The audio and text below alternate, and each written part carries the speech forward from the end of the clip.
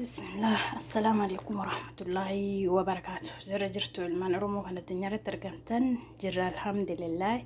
هرأ شوربة دلقو في شوربة كنس مجد لما شوربة تركي ديتشو أكسي حالا وجين دلقنين كان فكاتا ترتيبان سني هما يتشو دا كوني دادا يوكان زبدة يتشو دا كوني shunkurtiidha haala kanatti dhiqeessa bokkota dheera kuni tuumaa yookaan qullubbiidha haala kanaan qopheeffadhe kunis asitti misira diimaadha dhiqee qopheessa jira kun asitti kun akka argitan isiin firee tana qabdi isiin tun burger jedhamti afaan biyya kanaatiin akkasuma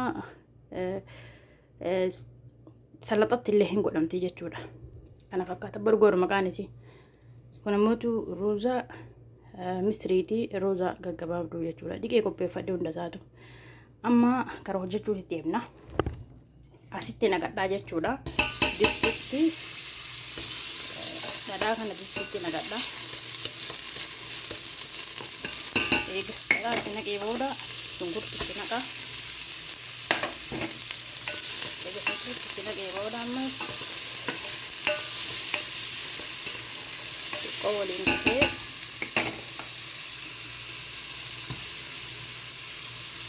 waliin gaheeti qullubbii bullaafii jalatti naqadha.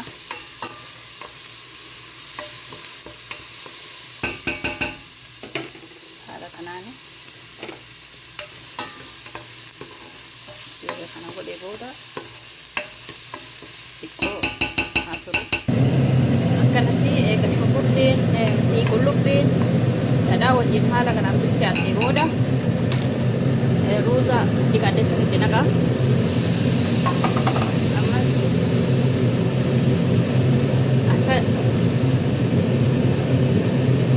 itti naqaa jechuudha. Akkasuma kanas itti naqadha hunda isaatu waan argitanitti as booda waliin dhiqaa laganan booda waliin gahattee ammas bishaan ho'aa gubbaan itti naqa jechuudha.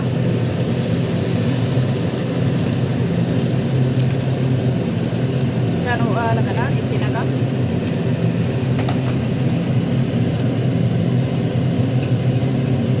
Haga daqiiqaa 25 bilchaataa jechuudha. Haga bilchaatu daqiiqaa 25 tura. Ammas asitti distii qullaadha. Distii kanatti zayita naqadhaa. Zayita akkanatti naqadhaa. Eegas booda kanan beektanii waajuun timaatima jechuudha itti godhadhaa.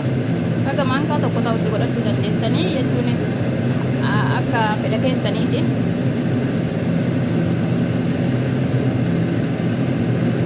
Eega kanatti godhe ka'ee haala kanaan waliin gahaa sirritti ammas xiqqoo turee kun wanti akkuma argitan kun akkuma asitti argitan neenaa akka shaayitti godhatsanii isa bullaahaa gogaa bullaahaa jechuudha. Kadaakkan asitti ammoo filfila asootiidha bullooftuudha. Kun ammoo soogidda bullooftuudha gubbaan itti naqadhaa jechuudha. Amma waliin gahaa